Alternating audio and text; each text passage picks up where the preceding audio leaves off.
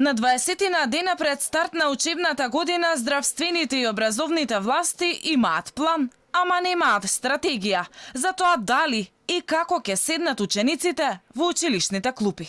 Ресорниот министер Арбе Радими не е сигурен дали звончето ќе зазвони на 1 септември и под какви услови. Само ќе кажам дека планот за од септември ќе биде финализиран во следните денови и јавноста соодветно ќе биде информирана за тоа. Важно е да се знае дека во предвид се земени мислењата на сите оние кои се засегнати во овој процес и кои сакаат да дадат придонес кон квалитетот на тој процес. Најбезбеден услов за образовниот процес е онлайн наставата, покажа истражувањето на Мегеши. Дури 50,8% од анкетираните родители се изјасниле за вакво образование на нивните деца.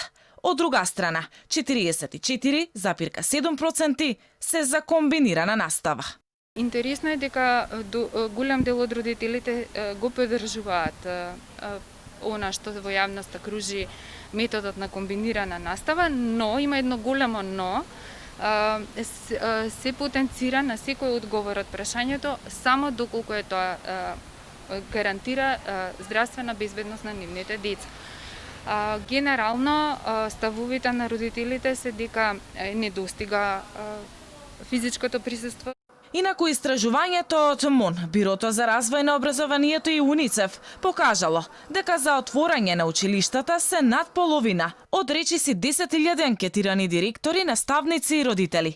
Заклучоците од истражувањето ги изнесоа на виделина потешкотиите со кои се соочија сите учесници во образовниот процес од почетокот на пандемијата. Мнозинството наставници не успеале да стапат во контакт со некој од учениците, а работните обврски ги спречувале родителите да ги поддржат своите деца за време на учењето на далечина. На недостатоците денеска се осврна и народниот правобранител, од каде посочија дека најпогодени биле учениците во руралните средини, од социјално загрозените семејства, како и учениците со попреченост.